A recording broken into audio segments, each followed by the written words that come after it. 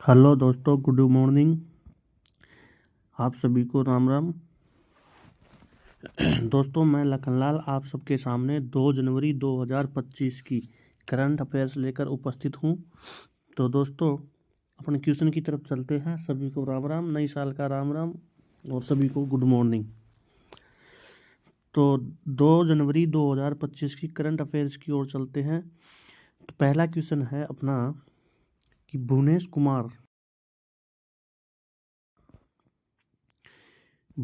कुमार ने UIDAI के CEO का पदभार संभाला है। IAS ऑफिसर भुवनेश कुमार ने 1 जनवरी को unique identification authority of India UIDAI के चीफ एग्जीक्यूटिव ऑफिसर यानी CEO का कार्यभार संभाला है। UIDAI का मतलब क्या होता है? आधार कार्ड। आधार कार्ड के CEO कौन बन गए हैं? भुवनेश कुमार जी आधार कार्ड के CEO बन गए हैं, unique identification authority of India के। भुवनेश कुमार इलेक्ट्रॉनिक्स और सूचना प्रौद्योगिकी मंत्रालय MeitY में एडिशनल सेक्रेटरी है। इस नियुक्ति के बाद भी वे इसी पद पर बने रहेंगे। क्या है? MeitY मंत्रालय में सूचना इलेक्ट्रॉनिक्स और सूचना प्रौद्योगिकी मंत्रालय में क्या है? एडिशनल सेक्रेटरी है भुवनेश कुमार जी। वो UIDAI आधार कार्ड के CEO बनने के बाद भी इस पद पर बने रहेंगे। अगले क्वेश्चन की तरफ आगे चलते हैं। भुवनेश कुमार जी उत्तर प्रदेश कैडर के 1995 बैच के IAS ऑफिसर है। वे छत्तीसगढ़ कैडर के 1993 बैच के IAS ऑफिसर अमित अग्रवाल की जगह लेंगे। किसकी जगह लेंगे? ये UIDAI के पहले कौन थे? UIDAI के इनसे पहले भुवनेश कुमार जी से पहले कौन थे? अमित अग्रवाल जी। कौन थे? अमित अग्रवाल जी थे, ठीक है ना। अग्रवाल को 25 दिसंबर 2024 को रसायन और उर्वरक मंत्रालय के तहत आने वाले फार्मास्यूटिकल्स डिपार्टमेंट में सेक्रेटरी नियुक्त किया गया है। उनको भी रसायन और उर्वरक मंत्रालय में फार्मास्यूटिकल्स डिपार्टमेंट में सेक्रेटरी बना दिया गया है। और UIDAI के CEO किसको बना दिया गया है? भुवनेश कुमार जी को बना दिया गया है। आगे चलते हैं। आगे है कि मनु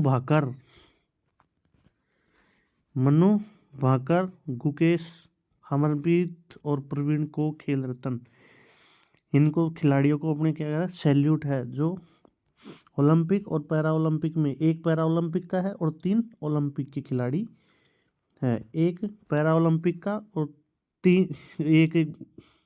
2 ओलंपिक के। मनु भाकर ने डबल मेडल जीते थे ओलंपिक में। डी गुकेश जो अभी अभी सबसे कम उम्र का वर्ल्ड शतरंज चैंपियनशिप जीती थी। और हरमनप्रीत जो हॉकी टीम के प्लेयर है, इन्होंने क्या जीता था पेरिस ओलंपिक में। और प्रवीण कुमार जी है जो पैरा ओलंपिक खेल से संबंधित है। तो ओलंपिक में डबल मेडल जीतने वाली shooter Manu Bhaker, world chess championship D Gukesh ji, hockey team के कप्तान हरमनप्रीत सिंह और para athlete player Praveen Kumar को मेजर ध्यानचंद खेल रत्न पुरस्कार से सम्मानित किया गया है। पहले इसका नाम क्या था? राजीव गांधी खेल रत्न पुरस्कार था। पहले इसका क्या नाम था? इसका राजीव गांधी खेल रत्न पुरस्कार था। अब इसका नाम मेजर ध्यानचंद खेल रत्न पुरस्कार कर दिया गया है। इसमें 25 लाख रुपए की राशि दी जाती है। कितने की राशि दी जाती है? 25 लाख रुपए की राशि दी जाती है, ठीक है ना।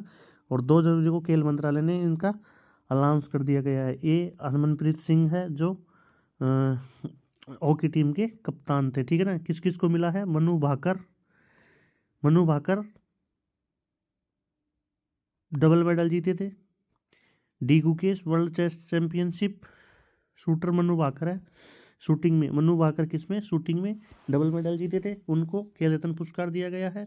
D Gukesh world chess championship में, ठीक है ना। और हरमनप्रीत जो हॉकी में कप्तान है और Praveen Kumar ji para athlete player है, ठीक है।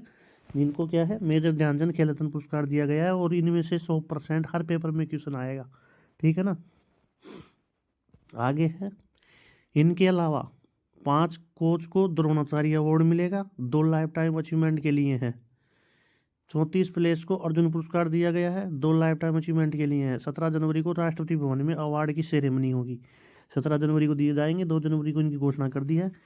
4 को मेजर ध्यानचंद खेल रत्न पुरस्कार, मेजर ध्यानचंद खेल रत्न पुरस्कार। खेल दिवस कब मनाया जाता है? 29 अगस्त को। खेल दिवस 29 अगस्त को मनाया जाता है। मेजर ध्यानचंद हॉकी के प्लेयर थे, इनकी याद में 29 अगस्त को खेल दिवस मनाया जाता है, ठीक है ना। तो हॉकी के प्लेयर थे। तो मनु भाकर को शूटर में, डी गुकेश को वर्ल्ड शतरंज चैंपियनशिप में, हरमनप्रीत सिंह को हॉकी में और प्रवीण कुमार जी को पैरा एथलेटिक में, ठीक है ना, ये याद रखना। आगे चलते हैं। 34 खिलाड़ियों को अर्जुन पुरस्कार मिलेंगे, ठीक है, जो आपके सामने है। ज्योति याके ji, Annu Rani athletics, Neetu boxing, Saweety boxing, Vantika Agrawal को चेस, सलीमा टेट को हॉकी, अभिषेक को हॉकी, संजय को हॉकी, जर्मनप्रीत को हॉकी, सुखजीत सिंह को hockey, Rakesh Kumar para archery, Preethi Pal para athletics, Jeevanji Deepthi para athletics, Ajeet Singh para athletics, Sachin सरजोब खिलाड़ी और धर्मवीर पैरा एथलेटिक्स, प्रणम सुनमन Soorma para athletics, H Hokato Sema para athletics, Simran para athletics, Navdeep Singh का याद रखने का काम करना, 20 नंबर का बहुत इंपॉर्टेंट है नवदीप सिंह का, ठीक है ना, para athletics. Nitesh Kumar para athletics, Thulasimathi Murugesan para badminton, Nithya para badminton, Manisha Ramadass para badminton, Kapil Parmar para judo, Mona Agarwal para shooting, Rubina Francis para shooting, Swapnil Kusale shooting, ये भी याद रखने का, ये भी इम्पोर्टेंट है, और नवदीप सिंह का इम्पोर्टेंट है। स्वप्निल और सर्वजोत सिंह शूटिंग में है, स्वप्निल और सर्वजोत सिंह क्या है? शूटिंग में है। अभय सिंह स्क्वैश, सज्जन प्रकाश स्विमिंग, अमन शेरावत और सुचा सिंह रेसलिंग, ये भी बहुत इंपॉर्टेंट है रेसलिंग का, अमन शेरावत और सुचा सिंह, यानी कि 20वां 28, 29, 32, 33, मुरलीकांत राजाराम पेटकर पैरा स्विमिंग, ये भी इम्पोर्टेंट है। इनमें से ज़्यादातर इम्पोर्टेंट ये है क्योंकि ये थोड़ी हाईलाइट थी। नवदीप सिंह जी और नवदीप सिंह पैरा एथलेटिक है, सुप्रील कुसाले और सरबजोत सिंह शूटिंग से है, अमन शेरावत और सुचा सिंह रेसलिंग से है, ठीक है दोस्तों। आगे चलते हैं। ये है द्रोणाचार्य की जो अवार्ड मिलेंगे इनको, 5 कोच है, ये द्रोणाचार्य के अवार्ड मिलेंगे इनको। Subhash Rana ji para shooting, Deepthi Deshpande shooting, Sandeep Sangwan hockey, M Muralidharan badminton और अरमांडो कोलांको फुटबॉल, ठीक है दोस्तों। आगे चलते हैं। भोपाल गैस त्रासदी के 40 साल बाद यूनियन कार्बाइड के कचरे को हटाया गया है। भोपाल गैस त्रासदी के 40 साल बाद में इस कचरे को उठाया गया है, ठीक है ना। तो भोपाल की यूनियन कार्बाइड फैक्ट्री का 337 मीट्रिक टन जहरीला कचरा 40 साल बाद हटाया गया है। यूनाइट कार्बाइड कीटनाशक फैक्ट्री कहाँ थी? ये एमपी में थी, ठीक है ना। 2 जनवरी 1984 में हुआ था ये, ठीक है। आगे चलते हैं। यूनियन कार्बाइड के रासायनिक कचरे को इंदौर के पास पीथमपुर धार जिला के आशापुरा गांव स्थित राम की एनवायरो फैक्ट्री में जलाया जाएगा। राम की enviro plant central pollution control board के दिशा निर्देश से संचालित है। CPCB central pollution control board के दिशा निर्देशों के अनुसार से कौन सा राम की एनवायरो प्लांट चालू है। इससे पहले मध्य प्रदेश हाईकोर्ट ने कचरे को उठाने के लिए 6 जनवरी तक की समय सीमा तय की गई थी। 3 जनवरी 2025 यानी शुक्रवार को सरकार को हाईकोर्ट में रिपोर्ट पेश करनी है। 2 और 3 दिसंबर 1984 की रात यूनियन कार्बाइड कीटनाशक फैक्ट्री से जहरीले मिथाइल आइसोसाइनेट गैस का रिसाव हुआ था। इस घटना से लगभग 5479 लोगों की मौत हुई थी। कौन सी गैस का रिसाव हुआ था? मिथाइल आइसोसाइनेट का। ये मिथाइल आइसोसाइनेट 2 और 3 दिसंबर 1984 की रात 2 और 3 दिसंबर 1984 में ये हुआ था। मिथाइल आइसोसाइनेट गैस निकली थी और 5479 लोगों की मौत हो गई थी। मिथाइल आइसोसाइनेट के कारण भोपाल गैस त्रासदी हुई थी, ठीक है दोस्तों। आगे चलते हैं। जीएसटी कलेक्शन दिसंबर 2024 में कितना 7.3% बढ़कर 1.77 लाख करोड़ रुपए हो गई। भारत का goods and service tax, GST की full form goods and service tax. GST सबसे पहले फ्रांस में लागू हुई थी, ठीक है ना, 1789 में कुछ ऐसे है। कलेक्शन दिसंबर 2024 में 7.3% से बढ़कर 1.77 लाख करोड़ हो गया है। पिछले साल दिसंबर में जीएसटी कलेक्शन 1.65 लाख करोड़ हो गया है। जीएसटी परिषद की अध्यक्ष कौन होती है? जीएसटी परिषद की अध्यक्ष होती है वित्त मंत्री जी। कौन होती है? वित्त मंत्री। और वित्त मंत्री प्रेजेंट में कौन है? निर्मला सीतारमण जी। निर्मला सीतारमण जी, ठीक है ना। जीएसटी 2024 के जीएसटी कलेक्शन में सेंट्रल जीएसटी 32,836 करोड़ रुपए, स्टेट जीएसटी, सीजीएसटी, एसजीएसटी और इंटीग्रेट आईजीएसटी, ठीक है ना। ये 3 प्रकार की जीएसटी है, सीजीएसटी, एसजीएसटी और आईजीएसटी। दिसंबर 2024 में घरेलू लेन देन पर लगे जीएसटी से कलेक्शन आय 8.4% से बढ़कर 1.32 लाख करोड़ रुपए हो गई। वहीं इम्पोर्टेंट वस्तुओं पर टैक्स से आय 4% बढ़कर 44,268 करोड़ रुपए हो गई। दिसंबर 2024 के दौरान 22,490 करोड़ रुपए रिफंड जारी किए गए, जो पिछले साल की तुलना में 31% की बढ़ोतरी को दर्शाता है। जीएसटी कितने प्रकार की होगी? 3 प्रकार की। कौन कौन सी? सीजीएसटी, एसजीएसटी और आईजीएसटी, ठीक है। जीएसटी की full form goods and service tax. कौन सी? Goods and service tax. ये सबसे पहले कहाँ लागू की गई थी? फ्रांस से। सबसे पहले कहाँ लागू हुई थी? ये फ्रांस में हुई थी, ठीक है ना।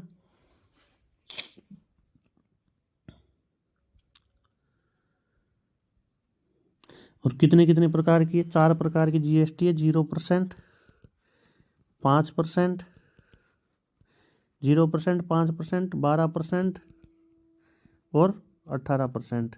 0%, 5%, 12% और 18% और 28%, यानी कि 5 प्रकार की जीएसटी है अपने, 5 प्रकार के टैक्स है।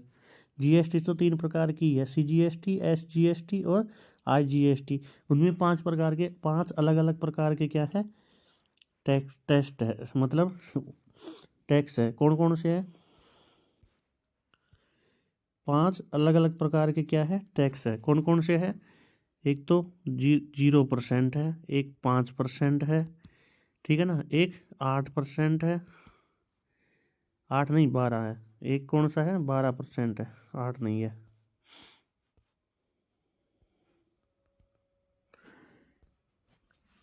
जीरो परसेंट, 5%, 12%, 18% और 28%, ये 5 प्रकार की क्या है? टैक्स है, ठीक है ना दोस्तों।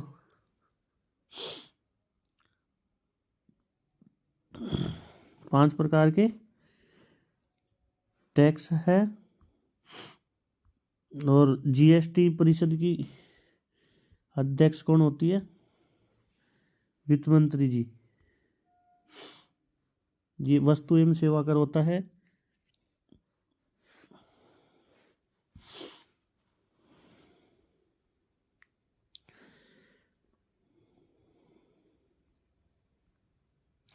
अपने, लागू कब की थी? 2017 में।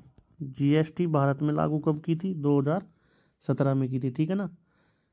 0%, 5%, 12%, 18% और 28% है, 3 प्रकार की होती है। आगे चलते हैं। यूपी के चंदौली और मणिपुर के लिए यूपी के चंदौली और मणिपुर के लिए 272 करोड़ रुपए के प्रोजेक्ट को मंजूरी दी है। 1 जनवरी को राष्ट्रीय स्वच्छ गंगा मिशन, राष्ट्रीय स्वच्छ गंगा मिशन की 59वीं कार्य समिति की बैठक में गंगा नदी के संरक्षण और कायाकल्प के लिए कई परियोजनाओं को मंजूरी दी गई है। राष्ट्रीय स्वच्छ गंगा मिशन एनएमसीजी की 59वीं बैठक एनएमसीजी के महानिदेशक कौन है? राजीव कुमार मित्तल की अध्यक्षता में हुई। राष्ट्रीय स्वच्छ गंगा मिशन, इसके महानिदेशक कौन है? राजीव कुमार जी। राष्ट्रीय स्वच्छ गंगा मिशन के महानिदेशक कौन है? राजीव कुमार जी हैं।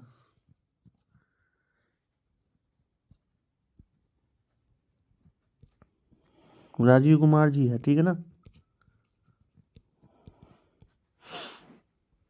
आगे चलते हैं। बैठक में यूपी के चंदौली और मानिकपुर के लिए 272 करोड़ रुपए के प्रोजेक्ट को मंजूरी मिल गई है। इसके तहत 15 मिलियन लीटर प्रतिदिन की क्षमता सीवेज ट्रीटमेंट प्लांट तैयार किया जाएगा। बिहार के बक्सर में नदी संरक्षण के लिए समिति ने 257 करोड़ रुपए की लागत वाले एक परियोजना को मंजूरी दे दी गई है। इस पहल के तहत 50 मिलियन लीटर प्रतिदिन की क्षमता वाली मॉडर्न सीवेज ट्रीटमेंट प्लांट को उसकी सपोर्टिंग स्ट्रक्चर बनाया जाएगा, ठीक है दोस्तों। आगे चलते हैं। Jammu Kashmir and Ladakh through the edges किताब का विमोचन हुआ। केंद्रीय गृह मंत्री जी अमित शाह ने 2 जनवरी को नई दिल्ली में Jammu Kashmir and Ladakh through the edges किताब का विमोचन किया। थ्रू द एजेज किताब का विमोचन किया। किताब हिंदी और अंग्रेजी दोनों भाषाओं में प्रकाशित हुई है। कौन सी किताब का? थ्रू द एजेज किताब का क्या किया? विमोचन किया है। Jammu Kashmir and Ladakh through the edges को 7 खंडों में प्रकाशित किया गया है। इसमें जम्मू कश्मीर और लद्दाख के 3000 वर्षों का इतिहास दर्ज है। इस किताब को नेशनल बुक ट्रस्ट और भारतीय ऐतिहासिक अनुसंधान परिषद के सहयोग से तैयार किया गया है, ठीक है दोस्तों। इस किताब को नेशनल बुक ट्रस्ट और भारतीय ऐतिहासिक अनुसंधान परिषद के सहयोग से तहत किया गया है, Jammu Kashmir and Ladakh through the edges को, ठीक है ना। और इन्होंने एक बहुत भयंकर सुझाव दिया है, मतलब अच्छा भी हो सकता है, अच्छा ही है, अच्छा है क्या भी नहीं है, लेकिन इन्होंने बोला है कि जम्मू कश्मीर का नाम क्या कर दिया जाए? कश्यप कर दिया जाए। क्या कर दिया जाए? कश्यप कर दिया जाए। और शायद है कि सरकार है इनकी, कर भी दे, ठीक है ना, कश्यप कर दिया जाए। भारत नेपाल के बीच संयुक्त सैन्य अभ्यास सूर्य किरण शुरू हो गया है। भारत और नेपाल के बीच सूर्य किरण अभ्यास, सूर्य किरण अभ्यास भारत नेपाल, इंडिया और नेपाल के बीच में सूर्य किरण, भारत और नेपाल सेना के बीच में द्विपक्षीय संयुक्त सैन्य अभ्यास सूर्य किरण 31 दिसंबर से शुरू हो गया है, ठीक है ना। सूर्य किरण संयुक्त सैन्य अभ्यास नेपाल में हो रहा है, सलझंडी में। 13 जनवरी तक चलेगा। कहाँ चल रहा है? नेपाल के सलझंडी में चल रहा है, ठीक है ना। सूर्य किरण युद्धाभ्यास का ये 18वां संस्करण है। इस अभ्यास में भारतीय सेना के 334 जवानों की टुकड़ी हिस्सा ले रही है। सलझंडी में चल रहा है ये सूर्य किरण अभ्यास। युद्धाभ्यास में भारतीय सेना की टुकड़ी का नेतृत्व 11वीं गोरखा राइफल की एक बटालियन कर रही है। पिछले साल उत्तराखंड के पिथौरागढ़ में 17वें संस्करण का आयोजन किया गया था। साल 2011 में भारत और नेपाल के बीच इस युद्ध अभ्यास की नींव पड़ी थी। कब से हो रहा है सूर्य किरण अभ्यास? 2011 से हो रहा है। ये कौन सा है? 18वां है। और सिलझंडी में हो रहा है अभी प्रेजेंट में, ठीक है ना, सूर्य किरण अभ्यास भारत और नेपाल के बीच में। आगे चलते हैं। गणतंत्र दिवस की परेड टिकटों की बिक्री आज से शुरू हो चुकी है। गणतंत्र दिवस परेड और ब्रिटिंग रिट्रीट के लिए टिकटों की बिक्री 2 जनवरी से शुरू हो गई है। टिकट सेना भवन, शास्त्री भवन, जंतर मंतर, प्रकृति मैदान और राजीव चौक मेट्रो स्टेशन से खरीदी जा सकती है। कौन कहाँ से? सेना भवन, शास्त्री भवन, जंतर मंतर, प्रकृति मैदान, राजीव चौक से टिकटों की वितरित हो रहे हैं। और टिकट का मूल्य, टिकट खरीदने के लिए आपको मूल फोटो और पहचान पत्र दिखाना होगा। इसके अलावा सीधे वेबसाइट आमंत्रण.modi.government.in और आमंत्रण मोबाइल ऐप से भी टिकट खरीदी जा सकती है। 26 जनवरी को गणतंत्र दिवस परेड के लिए टिकटों की कीमत 20 रुपये और 100 रुपये है।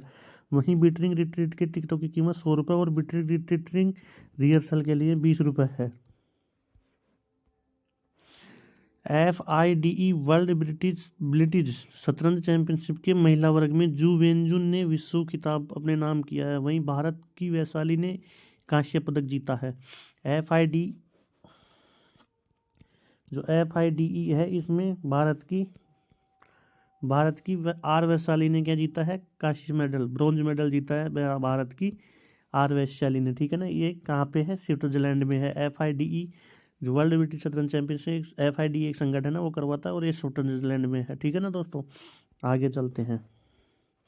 आज मतलब 2 जनवरी का इतिहास। 2 जनवरी 1989 में आज ही के दिन मशहूर नाटककार सफदर हाशमी का जन्म हुआ था। दरअसल 1 जनवरी को जब वे दिल्ली से सटे हुए साहिबाबाद के झंडापुर गांव में अपने नुक्कड़ नाटक अल्लाह बोल का प्रदर्शन कर रहे थे, तब उनके नाटक दलों पर हमला हुआ था। 2014 में मशहूर गीतकार गुलजार को दादा साहेब फाल्के पुरस्कार दिया गया था। किसको? गुलजार को। मशहूर गीतकार गुलजार को दादा साहेब फाल्के पुरस्कार कब मिला था? 2014 में, 2 जनवरी 2014 में। 2 जनवरी 2013 में फ्रांस की सीनेट ने समलैंगिक विवाह को मान्यता दी थी। फ्रांस की सीनेट ने समलैंगिक विवाह को मान्यता कब दी थी? 2013 में दी थी। ठीक है। 2010 में भारतीय कबड्डी लीग ने पाकिस्तान की टीम को 58-24 से हराकर पहला कबड्डी वर्ल्ड कप जीता था। 2 जनवरी 2010 में भारत ने पहला कबड्डी वर्ल्ड कप जीता था, विश्व कप। भारत ने पहला कबड्डी वर्ल्ड कप कब जीता था? पाकिस्तान को हराकर 2 जनवरी 2010 में जीता था। 1998 में गिरिजा प्रसाद कोइराला नेपाल के प्रधानमंत्री बने थे। 1981 में अंतरिक्ष यान कोलंबिया पहली बार अंतरिक्ष भेजा गया था। अंतरिक्ष यान कोलंबिया 2 जनवरी 1981 को पहली बार अंतरिक्ष में भेजा गया था। 2 जनवरी 1981 को अंतरिक्ष यान को कोलंबिया पहली बार भेजा गया था अंतरिक्ष में। ठीक है दोस्तों, तो आज के लिए धन्यवाद आप सभी को। राम राम। ऐसे ही रोज़ हमारी रोज़ की करंट अफेयर्स देखने के लिए आप हमारे फेसबुक पेज को फॉलो कर सकते हैं, शेयर कर सकते हैं, लाइक कर सकते हैं, और दबा के लाइक कीजिए, फॉलो कीजिए और शेयर कीजिए। ये आपकी जिम्मेदारी है, बाकी सब हमारी जिम्मेदारी है। धन्यवाद दोस्तों।